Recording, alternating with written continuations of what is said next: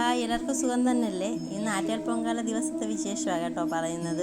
ഞങ്ങൾ വെളുപ്പിനെ 12 മണിയൊക്കെ കഴിഞ്ഞപ്പോഴത്തേക്കും വീട്ടിൽ നിന്ന് ഇറങ്ങിയിട്ടുണ്ടായിരുന്നു. ഏകദേശം 3 മണിയായപ്പോഴത്തേക്കും അമ്പലത്തിൻ്റെ അവിടെ എത്തിയിട്ടുണ്ടായിരുന്നു. അതിനുശേഷം ഞങ്ങൾ സാധനങ്ങളെല്ലാം വച്ചിട്ട് തൊടാനായിട്ട് പോവുകയാണ്. പോകുന്ന വഴിക്ക് ഇതേ കുഞ്ഞുങ്ങളൊക്കെ നല്ലോണം താലപ്പൊലി എടുക്കാനായിട്ട് നന്നായിട്ട് ഒരുങ്ങിയൊക്കെ നിൽക്കുന്നതുണ്ട്. ആദ്യമായിട്ട് ഞാൻ കാണുമായിരുന്നത്.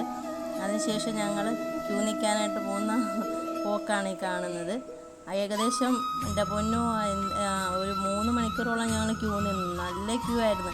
7 മണിയെങ്ങാണ്ടായി രാവിലെ ഞങ്ങൾ അമ്പലത്തിൽ ഇറങ്ങിയിട്ട് വന്ന് ഞങ്ങൾ പിന്നെ തേരളി അപ്പത്തിന് വേണ്ടിയിട്ടുള്ള എല്ലാം സെറ്റ് ചെയ്ത് അടുപ്പിലാക്കി വെച്ചിട്ടുണ്ടായിരുന്നു. അതിനുശേഷം കുറേ കഴിഞ്ഞിട്ടാണ് പൊങ്കാല തുടങ്ങിയത്. പൊങ്കാല നന്നായിട്ടെല്ലാം നല്ല രീതിയിൽ തന്നെ നടന്നായിരുന്നു.